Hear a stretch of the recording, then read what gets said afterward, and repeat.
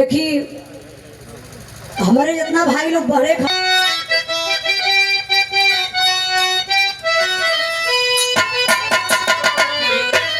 आग के याग थे नाग के नाग थे तीर लोरी कस दुनिया दहलती रहे जिसके देगा पे दुर्गा दयासन जमा जंग में वह जवानी मचलती रहे जिस तरफ से निकलते थे लोरी का जवान कांप जाती थी धरती आसमां जिसके छाती में दमयाग को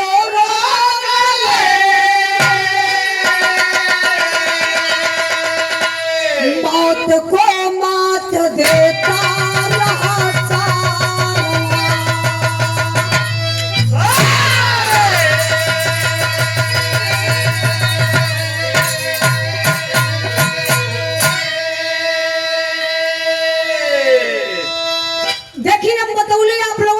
पहले के बियाहे में आज के बियाहे में कितना अंतर हो गया। अपने यादव वंश के हंस कहे जाने वाले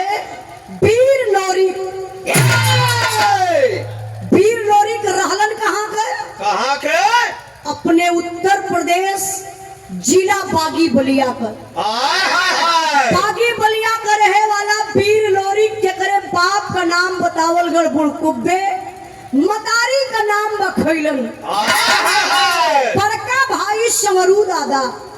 एक बार का बात वो यही बनारस के धरती पर होत क्या बा मास्टर साहब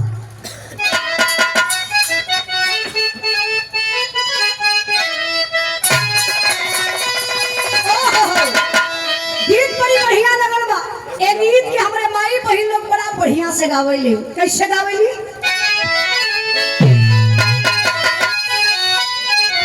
तोरे पिछुआ रवा सदार के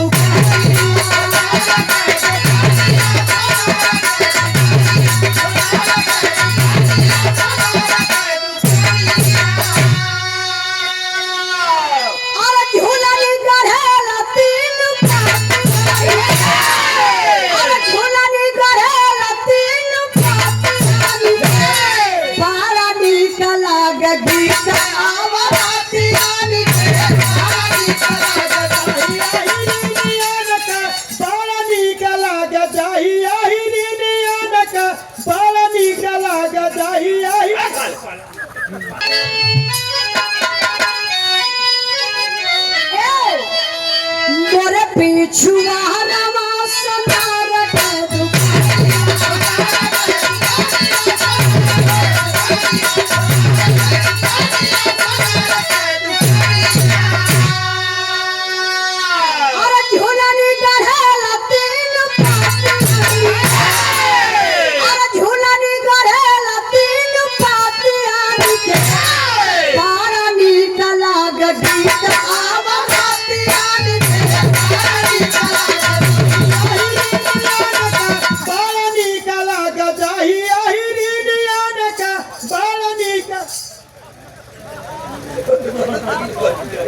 ठीक गाला भैया।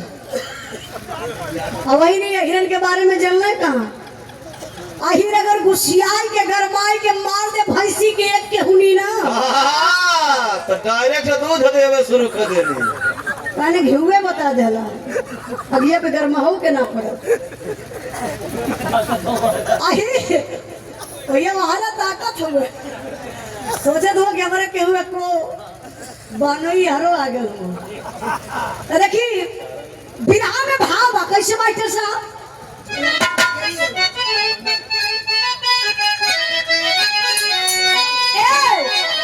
बड़ा सारा नाथ में कुतान के निशानी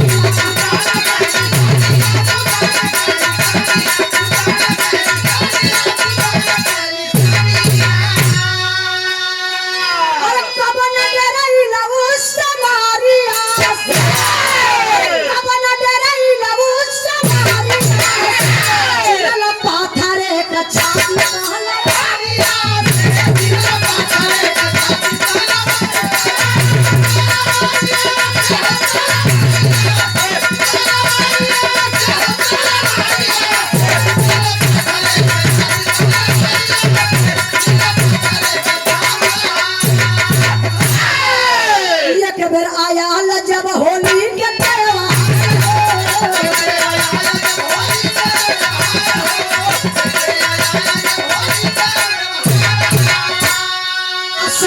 के संग खेल रही के बाव छान हो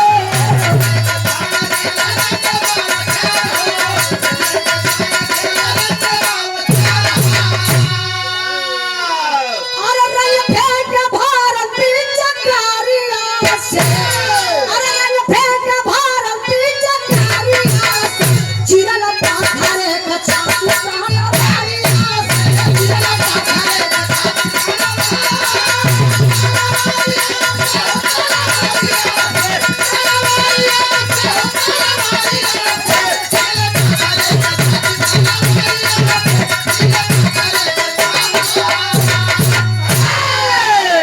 विराम पर ध्यान नहीं बाबू।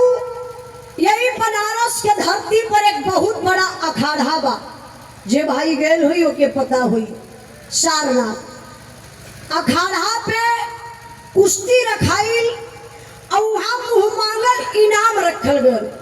मुँह मांगल इनाम ओके मिली जे अखाड़ा का विजेता हुई वही बगलिया में एक लंबी से चौड़ी से कुदान रहे वही के कूदे के रहे।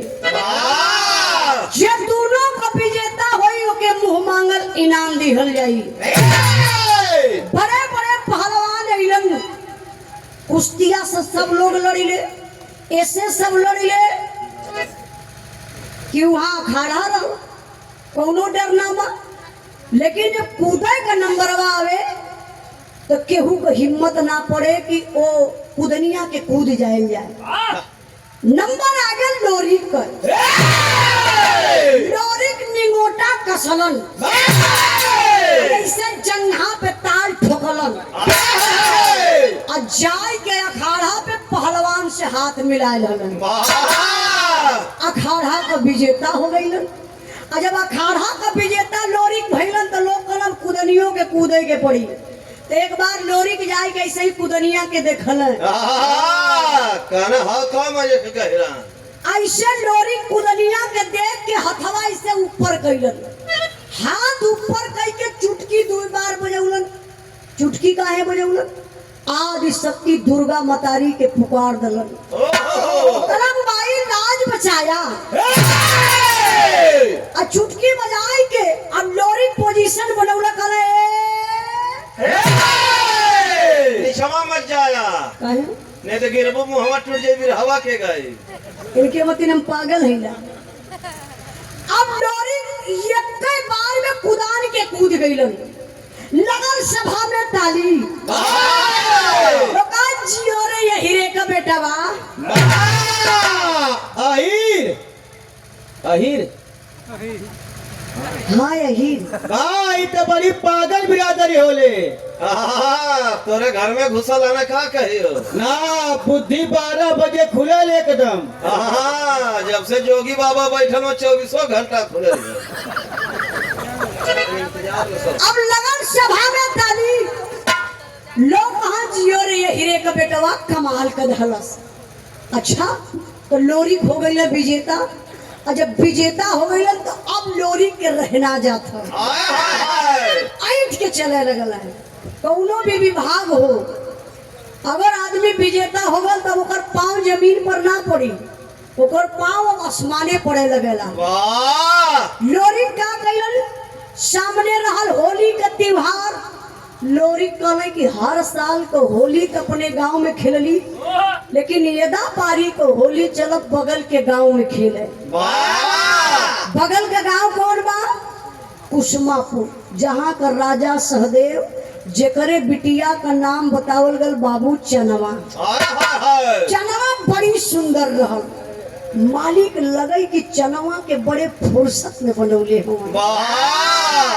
ओ समय 9 महीना के लॉकडाउन लगल रहा। यह तो प्रधानमंत्री रहना वो समय यह लॉकडाउन लगौले रहला। ये तनी सुंदर चनवा लोग बतावला कि पहले के मर्दन में आज के मर्दन में बड़ा अंतर हो गया। आपका मर्द तो झाड़ा शुरू हो गया मतलब छोटा हो गया। हाँ आजकल का मर्द आप लोग देखवा लंबाई था 6 फीट के नीचे में सब लोग बा। 6 के ऊपर मुश्किल है कि केहू हो लेकिन लोरी के लोग बतावन, लोरिकी गावे वाला चाचा दादा लोग बतावन कि लोरी का लंबाई रहल हुई लगभग 20-25 हाथ लंबा। अब बतावल जा लोरी के साथे सबसे छोट मर्द रात रहलन जेकर नाम बतावल गल बठवा, बठवा चमार। अच्छा, सबसे छोट मर्द बठवा चमार 18 हाथ लंबा।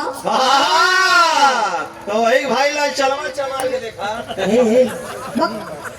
नहीं मास्टर साहब आज बर्दाश्त करना, आज हम खुद प्रॉब्लम में आज बर्दाश्त करना। सबसे छोट मर्द 18 हाथ लंबा। अब वही हिसाब से आप लोग सोच लीजिए कि लोरी तो सबसे ज्यादा लंबा रहा। 18 दूनी 36 हाथ। हाँ, ये लिख पा रहा हो सब भैया, नापो जो कमोए करते रहना। चचा नाम बता दो। कुसमापुर में, अच्छा कुसमापुर में चलन तब का घर मास्टर साहब तर्ज बदल गई है।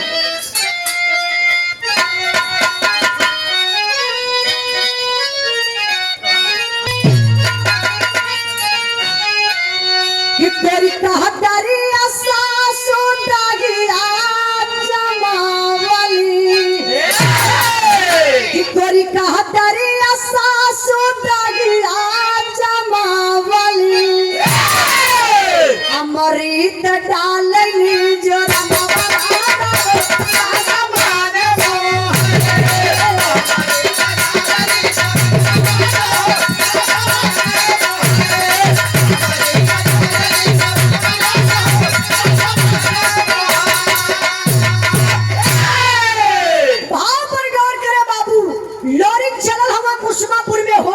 कैसे कि पगनिया लमहर छरहर फरहर शरीरिया।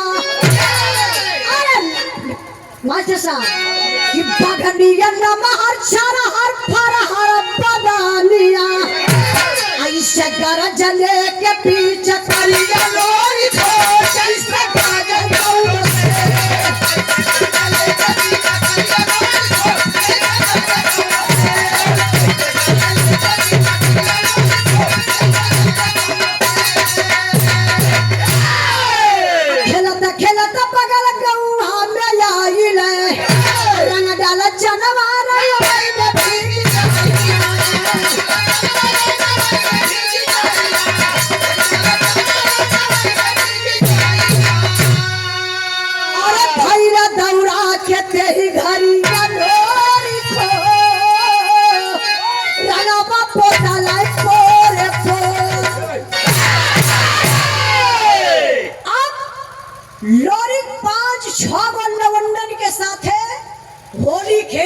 कुसमापुर में गईलन और राजा सहदेव का बिटिया चनवा वही छते पे चढ़ के अपन बारी है कंघी करत रहल। अब लोरी के देखलस चनवा तो पहचानत ना बा, देखत बकलस को होई 5-6 गो मर्द हम, एम्मा एगो ई मर्द ह कि जोगी बाबा का सर है। कि कौनो मर्द बा कि देवता बा, चनवा पहचान ना पावत तो तबले लोरी करीब आई गई। अब चनवा चिन्ह गई, अरे अरे अरे अरे अरे अरे अरे ये तो गढ़गौरा का लोरी खौए हो। तबले चनवा गई पलटी में रंग भरलस, रंग घोर के लेके आई लोही बरजा पे चनवा ऐसे खड़ी बा, भर बल्टिया का रंगवा लोरी के ऊपर फेंकलस कलस। अरे अब लोरी के ऊपर जब रंग गल तो लोरी 3-4 कदम पीछे घुस गई। कहे साला रंग वो भी ललका रंग गिर रहा है और कोनो ना, ये ओरिजिनल कलर होला। कहे साला रंग एक कहां से आ गया, यहाँ वहां लोरी के देखत हम समझ ना पौलन। अब लोरी यहाँ वहां देखल कि रंग आयल कहां से, तबले लोरी कन्नी गहिया ऐसे ऊपर छाता पे चल गई। लोरी चनवा के देखल लोरी का मुहवा बवाए गया। देखत हम देखते रह गए कहना अरे बाप रे पप्पा ये तो खाली मैक्सी पहले है मर्दे। अरे मर्दे मर्दे देखेगा लला। अरे निचवा झांकत रहना है लोरी के देखला देखते रह गई काहे बतौली ना कि चनवा इतनी सुंदर रहल। हाय हाय हाय हाय लोरी के नीचवा से कहना कहना हे चनवा फेंकलू हना तू बचबू ना के वो चनवा कहना यार तू बचबू ना। अब मेहरारू को जात चनवा लगन नो चराई यह कौन सड़िया उठाई कैसे करथे लोरी समझ गई ले। केहू का मनवा हो यो होलिया खेली। लोरी समझ गए कि यहू का मन बा होलिया इहो खेली। अरे तबले तो लोरी दौड़ाई हलन कहाँ धरौरा शिवानी में। तब तो फायदा उठा लहले हैं। अरे मूर्ख राम चनवा छत पे हो तो दौड़ई है कहाँ। अब लोरी को ही छत पे चनवा के दौड़ावे शुरू कैलन। अब मेहरारू को जात न चनवा 3-4 फेरा वही छते पे कैलस लगल हकर हकर हाथ है।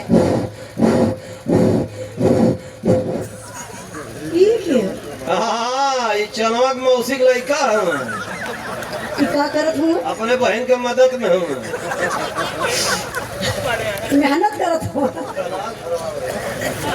अच्छा चनवा हकर हकर हाथ मारे डरन जाय के डर के मारे चनवा वही छता के कोनवा मुर्गियन मथिन बैठ गई।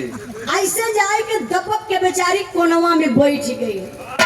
तब ले लोरी का कैलन पीछवा से जाए के घात लगाई के अब भारी अकवारी चनवा के पकड़ पकड़ के लोरी रगड़ा शुरू कैले। हाँ अरे रंगवा रगड़िया और कर रगड़ी। हाँ लोरी कैसे अकवरिया में पकड़ला। ऐसे टगिया फंसौने आई भाई आई भाई आई भाई मुझे नहीं पकड़ा गया। एक आधा नहीं होता ना कहा वही लोरी कैसे अकवारी में पकड़ के चनवा के ऐसे पैरवा से पकड़ लगला जैसे ना देवर भौजाई को होली ननद भौजाई को होली होला वैसे पकड़ के लोरी हथवा में रंगवा लगने रगड़े। अब रगड़त रगड़त रगड़त रगड़त रगड़त रगड़त रगड़त रगड़त रगड़त अरे सरवा खाना मत रगड़ चमड़वा छोड़ दे रे। नहीं रान का मेहरारू ना का अपने तो पौता ना हो कहाँ चल गए लड़का कहाँ गई नहीं अरे। अच्छा लोरी कैसे हथवा में रंगवा लगाई के चनवा के गलवा पर लगौले न बाबू तरोवा पान पान पान करे लगा। उससे ज्यादा दे नहीं का पलक गए। ये हर तो पन कर रहा है। लोरी चनवा के गाले पर रंग लगौलन कहल जाला बाबू प्यार कईल न जाला प्यार हो जाला। लोरी तकल चनवा की ओरी चनवा तकलस लोरी के तरफ। वाह लोरी चनवा का नैन मिल गयल। आज जब लोरी चनवा का नैन लड़ल तो बाबू प्यार हो गया। अब प्यार हो गया तो मिलन बड़ा मुश्किल भयल। मोबाइल का जमाना तो रहल ना। अब लोरी दिमाग लगौले यहाँ लोरी का गांव यहाँ चनवा का गांव वही बीचवा में थे नदी बहेले। तो नदिया पर एक मोट का पीपरे का पेड़ पर लोरी को ही के निशानी बना दहलन। चनवा से कहना जब तुहके मिले के रही वही पीपरे के पेड़े तर यहाँ वो शाम के 7 बजे यहाँ और एक ठे बोरा ले लिया एक ठे मोटी ले लिया। इकुल का हुई रात भर मच्छर न लगी है। अरे नियत खोरा दे नहीं ऐसा बात नहीं रहा। लोरी कोई चनवा के पीपरे के पेड़े तरे बुलाए के बाबू अपने दिल का हाल चाल कह लेते रहले। धीरे धीरे समय बीतल तो होत का बा मास्टर साहब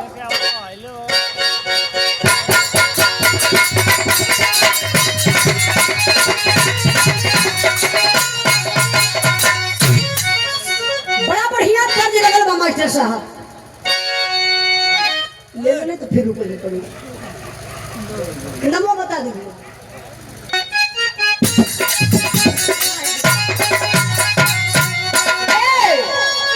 हम हाई मजनू का यार प्यार सिखलाई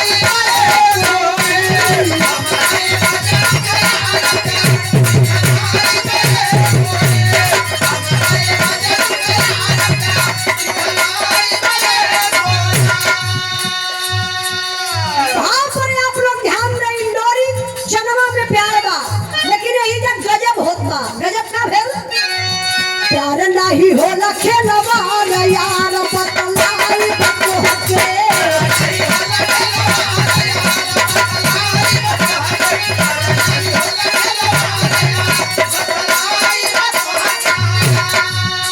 मंजरी मिलल मत के दिहली निशान के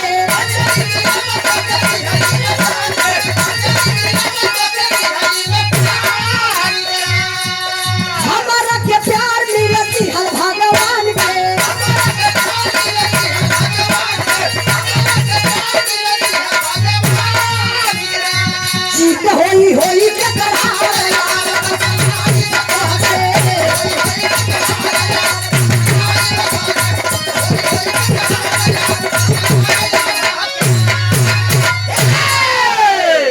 कहानी पर ध्यान दे बाबू। लोरी चनवा का प्यार बा, यही बीच में लोरी का बियाह हो गया। अच्छा लोरी का बियाह कैसे होत बा? ई लोरी का मजबूरी रहल। अगोरी खास सोनभद्र का राजा जिसका नाम बताया गया बाबू राजा बुलागित। इतना बड़ा वो अय्यासी राजा था। आसाराम का भाई रहा का सरवा। बहुत बड़ा अय्यासी था। केहू के घर में बहन बिटिया पैदा हो जा, रजवा के पता चल जाए कि फलाने के घरे बिटिया पैदा हो गई बा, एगो धागा भेजवाई के वही सौरिये में कलाई में बंधवाई दे। ए लिए कलाई में धागा बंधवावे कि जौने दिन बिटिया सयान होई, एकर बियाह होई, एकर सबसे पहले इज्जत हम लूटब, सुहाग रात हम मनाई। बियाह होई दूसरे से, सुहाग रात राजा मनाई। आई लड़की हमारा बंगला पर रात बिताई, सुबेरे तो करे बाद अपने ससुराल जाइए। अगोरी खास के सारे लोग परेशान थे। देखा आज लोकतंत्र है, पहले राजतंत्र हुआ करता था। राजतंत्र का मतलब कि राजा का बेटा ही राजा हुई, जो रानी के गर्भ से पैदा भइल बा, चाहे वो अनहर हो, चाहे लंगड़ा हो, चाहे लुल्ला हो, चाहे आधा दिमाग तो हो, लेकिन राजा का बेटा है तो राजा उहे बने। लेकिन आज धन्य है बाबा साहब, हाँ ऑपरेशन तो बहुत बढ़िया से कर लेंगे। धन्य बाबा साहब, आज जो आप लोग वोट देते हैं बाबा साहब की देन है। आज के नेता तो अपने अपने कुर्सी के चक्कर में कहते हैं कि हिंदू खतरे में, मुसलमान खतरे में। लेकिन मैं आप लोगों से बताना चाहती हूँ कि न हिंदू खतरे में न मुसलमान खतरे में। अगर आज कुछ खतरे में है तो बाबा साहब का संविधान खतरे में। इसको आप लोग बचा लीजिए। आज लोकतंत्र है, हर 5 साल पे अपने मनपसंद राजा हम चुन सकते हैं। लेकिन रजवा का करे, सबके बहन बिटिया का इज्जत जब लूटे तो अगोरी खास के लोग परेशान हो गई। वही अगोरी खास के रहे वाला एक यादव जेकर नाम बतावल गल बाबू मंगल माहर, जेकरे बिटिया का नाम मंजरी रहल। मंजरी बड़ी सुंदर रहल। अब मंजरी के भी कलाई में रजवा धागा बंधौले बा, इंतजार करत बा कि मंजरी अब सयान हो गई बा, एकर बियाह होई, एकर इज्जत लुटाई। लेकिन हर बाप के अपने बेटी का चिंता होने, हर बाप सोचला कि हम अपने बिटिया का सम्मान से शादी विवाह करके अपने बिटिया का विदाई कर दे। लेकिन आज मंगल माहर के टेंशन बढ़ल बा, लेके रिश्ता हर बार घूमत हमें, कौनो यही तैयार ना भीलन है बदे यही लिए यही तैयार ना भइलन। मंगल माहर का पहला प्रस्ताव रहल हमरे बिटिया के साथे शादी उहे स्वीकार करी जे राजा मुलागी से लड़ाई लड़ के डोला के सुरक्षित लेके आई। लोग वहाँ जान बचे लाखों पाए, जिंदगी रही तो बड़ा शादी विवाह होई। राजा हा विरोध के करी, गर्दनिये कटवा लई, केहू को हिम्मत ना पड़ल। तब एक दिन मंजरी का मामा शिव बचन जी कहला, आय के कहले कहो हम सुनत बानी कि एगो लइका बा बलिया गढ़गौरा गांव का, जौने का नाम लोरिक लोग बताओ तो बहुत बड़ा बहादुर बा। चलता एक बार देख लिया तो हो सकत कि हमान का समस्या हल हो जाए। अब यहाँ से मंगल माहर शिव बचन मंजरी का मामा अइलन कहाँ, गाड़ी घोड़ा का पहले सुविधा ना रहे, पैदल सोनभद्र से बनारस होते हुए गाजीपुर होते हुए बलिया पहुंच गई। अब शादी तक तय हो गई लोरिक से, कहानी एकदम शार्ट में समझी। शादी लोरिक का मंजरी से तय हो गई। अब बारात लेके लोरिक चलल हुआ गढ़गौरा से अगोरी खास में। शादी बड़े शांति से भई, जैसे आप लोग बारात लेके आए हुआ, शादी शांति से भई। लेकिन सुबहिया का जब डोलवा उठल बाबू विदैया होके लगल तो राजा से जाए के चुगला चुगलाई कर कहला, राजा साहब सुतल हुआ, जा देखा मंजरी का डोला उठ के जावत पा, ललकार दिया राजा। बस करे कौने ये हीरे का पाई दूध पियवले बारे जवन डोला सुरक्षित लेके जाई। यहाँ से राजा मुलागित का सेना, यहाँ से लोरी का केल युद्ध छिड़ गया बाबू।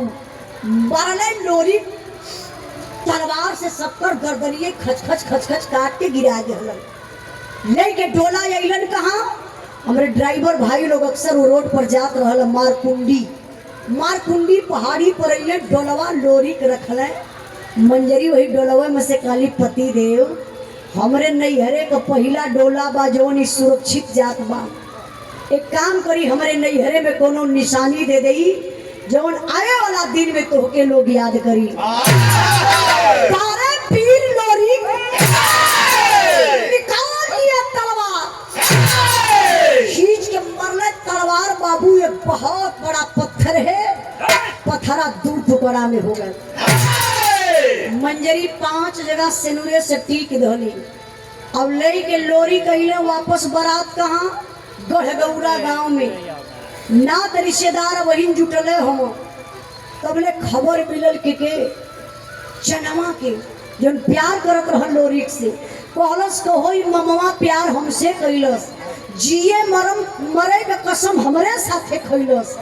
अब बियाह मंजरी से कलस,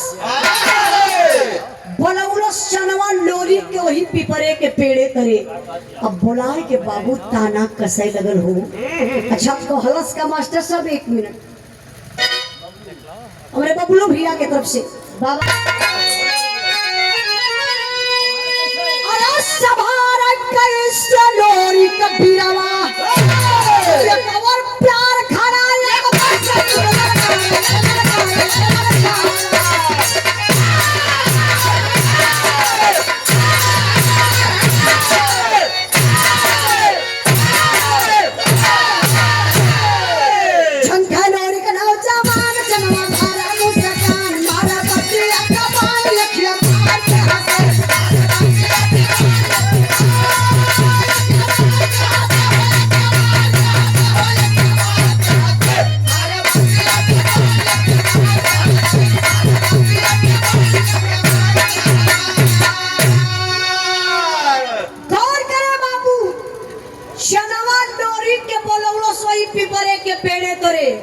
कलश का हो, बड़ा बड़ा कसम खात रला, साथ में जिएंगे साथ में मरेंगे, कुल कसम भुला गईला।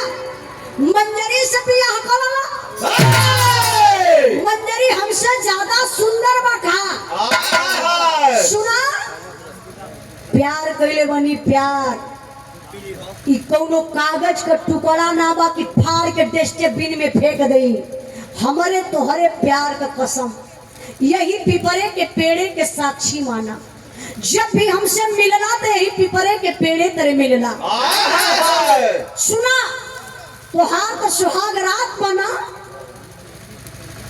आज या भोर में 5 बजे आई के यही तलवार से अपने वीरताई दिखाई दिया।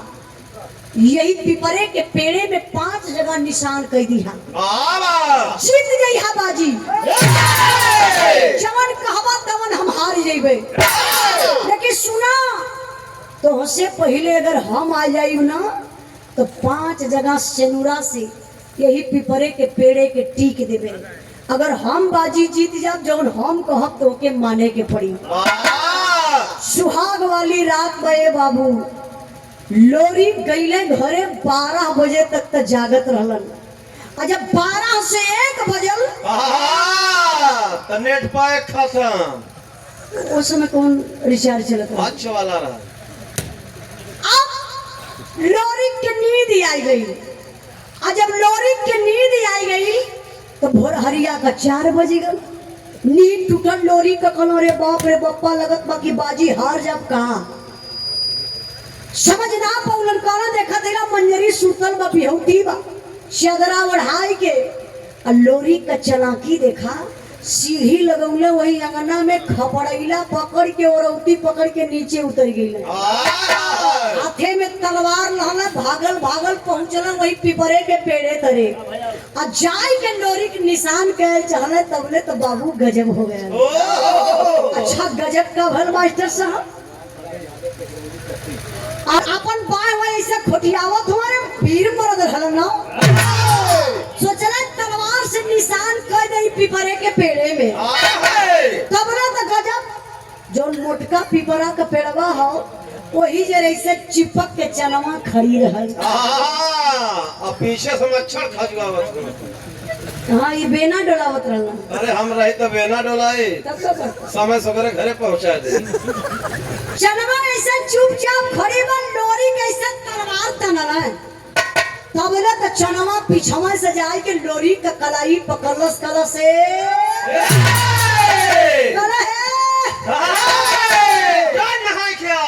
के लोरी के कहा थियो काहे बिना नहले पीपर ना छुए के। काहे न छुए के? अरे सुहाग रात वाला कपड़ा पहले रहने। सबसे बतिया बतावे लकी बहुत अच्छा पागल कहीं का। अच्छा अब चनवा यह लोरी का कलाई पकड़लस और लोरी से चनवा बड़ी ऊंची बात कहलस। क्या कहलस मास्टर साहब?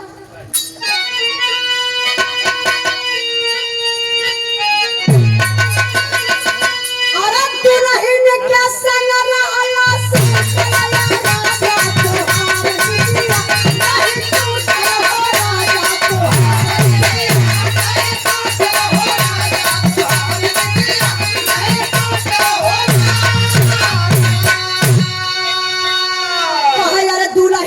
संग मजा लूटला तू घरे दिया बीतल मोर पीपर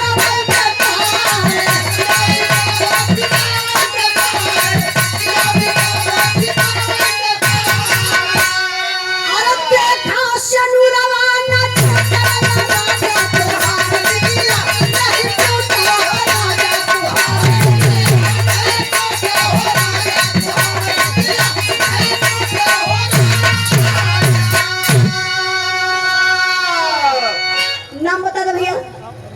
दुल्हन के संग रहला सुतल ये राजा तोहार निदिया नहीं टूटल ये राजा।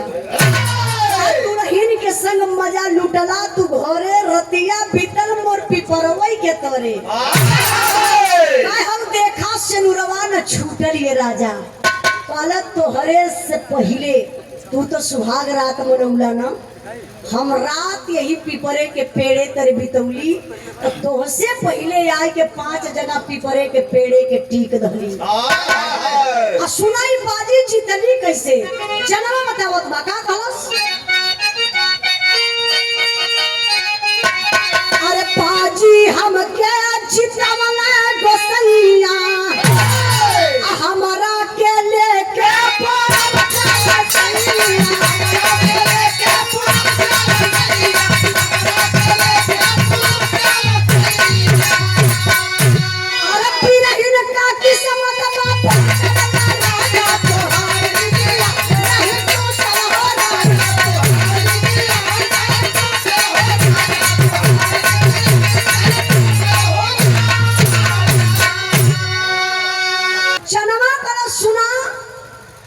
उससे पहले आई के 5 जगह सिनुरे से टीक दहली, बाजी जीत गई। वहां के छोड़ब ना, लेके चला पूरब। यह कलाई पकड़लस, चनवा खिंचले जात बा और लोरी के कलेजा में तीर नियर धसत बा। जानत है का मंजरी बिहौती बा, घर में बा। अब बाजी हार चुकल हो, लोरी चनवा लेके जात बा, लोरी के एकदम दलदल में फंस गई है। अब करे न करे का, एक तरफ प्रेमिका एक तरफ बिहौती। लोरी कहना चनवा से 1 मिनट हम अपने जाई मंजरी से एक बार मिल रही, बिहौती बा।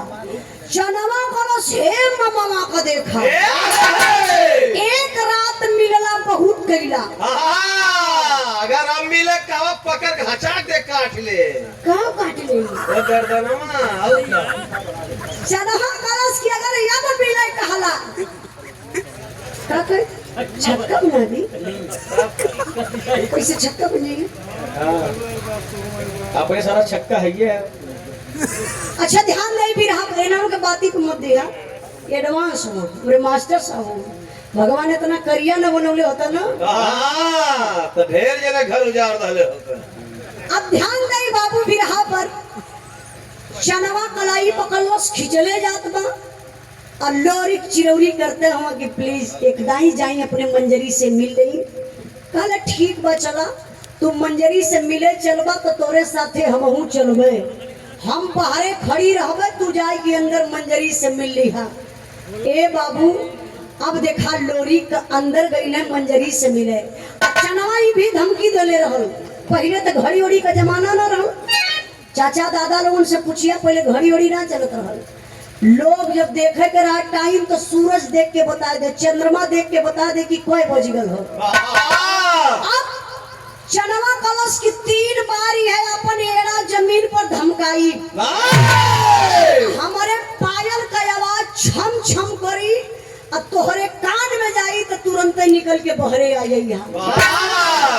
लोरी कैले अपने बिहौती मंजरी के पास, कहना प्यारी वचन हार चुका हूँ, जा रहा हूँ, मुझे माफ करना, लेकिन मान मर्यादा को बचा करके रखना, तुमसे मिलने में फिर आऊंगा। मंजरी रोवे की रोइबे न करे बाबू। जरा आप लोग अपने पर लेकर के सोचिए कि बियाह भयल सुहाग रात मनौला और पति पत्नी का दूरी होत बा, तो कैसे जुदाई बर्दाश्त होई। मंजरी भी रोवे और लोरी भी रोवे। हर चनवा बहरे खड़ी बा, एड़ा उठौलस और जमीन पर 3 बार अपन एड़ा धमकौलस। 3 बार जब पायल का आवाज बाबू कान में पहुंचे लोरी के, जैसे का तैसे बहरे आ गई। अब फिर पकड़लस चनवा, कलाई खींच के ले जात है और वही बगलिए में बाबू तौले सवरू दादा लोरी का बड़का भैया वही गैयन के चारा चलावत रहलन। लोरी के देखना समरू दादा के कहना जाई नहीं, दादा से मिल नहीं तब चली। जैसे ही जाए के लोरी ऐसे समरू दादा का पैरवा छुअत हुआ करे बाजिया बाहरे समरू का साथ। जैसे ही पैरवा छुअलन, समरू दादा एक बार लोरी के देखलन, एक बार चनवा के देखलन। कहलन लोरी का एक पे एक फेरी हकारे करे वही हम तो कल ही भी आ गई, कहां से रे? और लोरी के बतिये ना वतबा कुछ देरी तक कैसे खड़ा हुआ है। समरू दादा कहला बोल बोल, खड़ा मत रही, कौन बा? कहला दादा चनवा बा यही से प्यार करत रही, बाजी हार गई लेके पूरब जात हो। समरू दादा लगल है रोवे, कहला जो रे लोरी मान मर्यादा के मिट्टी में मिला दे, हमरे दुआरे का पानी के पिए गैया दुहली पनियो ना मिलौली तो के वैसे हम अब्बे दूध पियौली। आज तो चमड़ी पर आ गई चल जो मर जाई हमार दुआर करे बदे मत आए जो लोरी। लेके लोरी के चनवा बाबू चल गई पूरब। धीरे धीरे 20-25 साल का दिन बीतल। एक बार लोरी के याद आयल मंजरी के। चलन हम 20-25 साल के बाद लोरिक मंजरी से मिले। चलन कैसे मास्टर साहब आल्हा कलाई।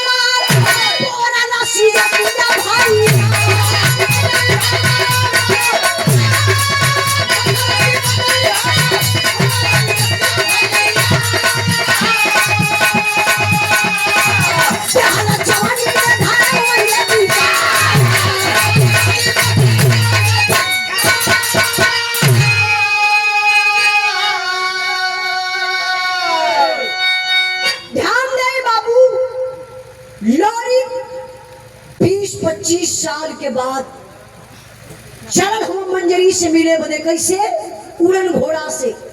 पहले लोग बतावे कि घोड़न के पंख लगल रहे। लोरिक ऊपर अइलन सबकर हाल चाल पूरे गांव को ले रहलन। जब अपने अंगना के बीचों बीच अइलन सफारी बनौले हम। लोरी कैसे ऊपर में रात हम अजोरिया रात रहल मंजरी वही अंगना में सूतल बा। लोरी ऊपर से देखल तो हम मंजरी तो सूतल बा। अब मंजरी के ठीक बगलिए में एक पट्ठा नौजवान मर्द सूतल हो। अब मर्दे के देख के लोरी का खून खौल गए, आग बबूला हो गई। कहला कहो हमारे जियते मंजरी दूसरे मर्दे के साथ सूतल बा। ये बर्दाश्त कैसे होई? कहला सूतले दुनहुन का गर्दनिया काटब। लोरी को ही ऊपर से बाबू तलवार निकलन मंजरी का गर्दन काटे बदे। तब तक आदि शक्ति दुर्गा मतारी लोरी के मरने खींच के एक तमाचा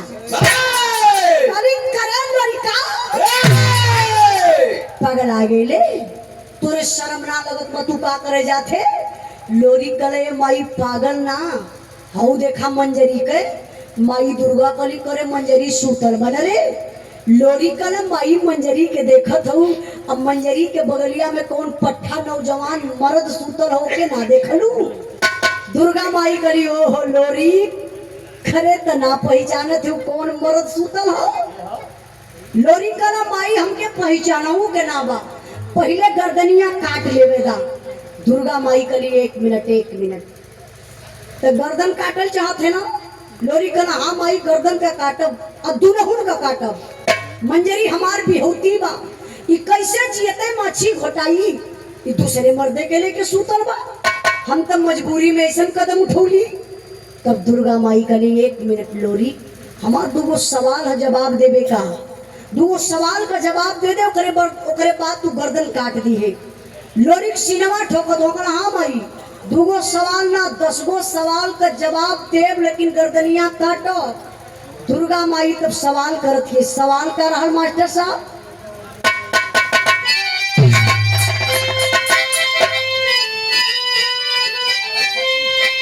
अरे चकमार खातिर बनाला पारा फेटवा सुतम मंजरी की गलिहार तोरा फेटवा।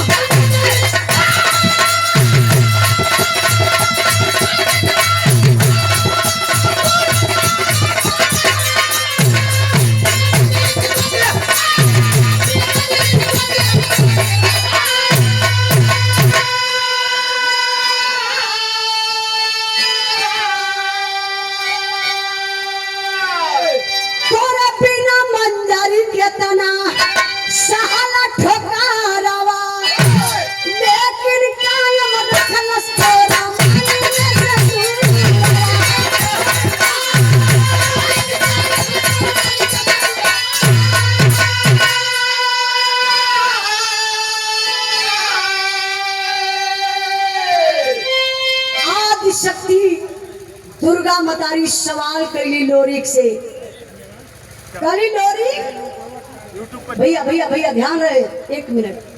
का लोरिक पहला सवाल हमारी बा तो मंजरी से बियाह गईले। लोरी कल हाँ माई मंजरी से बियाह कैली, अम्मा कवन चोरी। दुर्गा माई कहली ठीक बा। एक और बात बता, लोरी की दूसरा सवाल हो, मंजरी से बियाह कैले, ये बताओ मंजरी के साथे सुहाग रात मनौले कि ना। अब लोरी कैसे हाथ जोड़ के मुड़िया नीचवा करके अंगूठवा से माटी खनने लगल। दुर्गा माई करी बोल बोल बोल।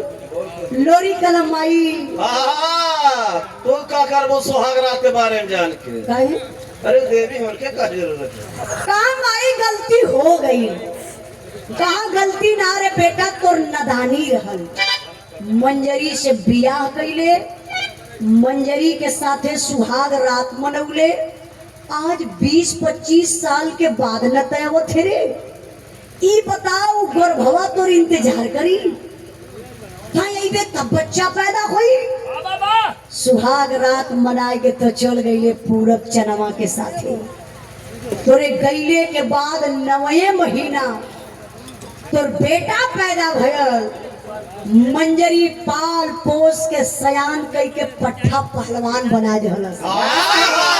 इतना ना लोगन का बड़ा ताना मेहना मंजरी सुनलस, लेकिन तोरे नाम का सिंदूर पहिनत रह गई, तोरे मान मर्यादा के बचाए के मंजरी रखलस।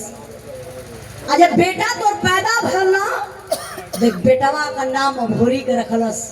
जवन तो कहते मंजरी के बगल में वो कौन पट्ठा पहलवान सुतल हो, अरे लोरिक तोर बेटा अभोरी बारे। अरे बाप रे बप्पा, इतना बड़ा पहलवान। लोरिक के अंदर से कलेजा कांप गया, आंख से आंसू छलक गल। कहा माई क्षमा कदा माई, आज बहुत बड़ी गलती से बचा लू माई। अपने हाथे अपने जन्मले के मार के कहवा समाज में मुंह दिखाई तो माई, क्षमा कदा माई। दुर्गा माई कली तो के क्षमा करब कब, जब दोनों मिल कर रखबे तब। हाँ यह तरह जज कहा तो के क्षमा करब कब, जब मंजरी की अपना लेबे तब। लोरी खुशी खुशी से मंजरी के अपना ललन। विरहा का आखिरी भाव बा, ये भाव पर सम्मान के लिए बड़का भी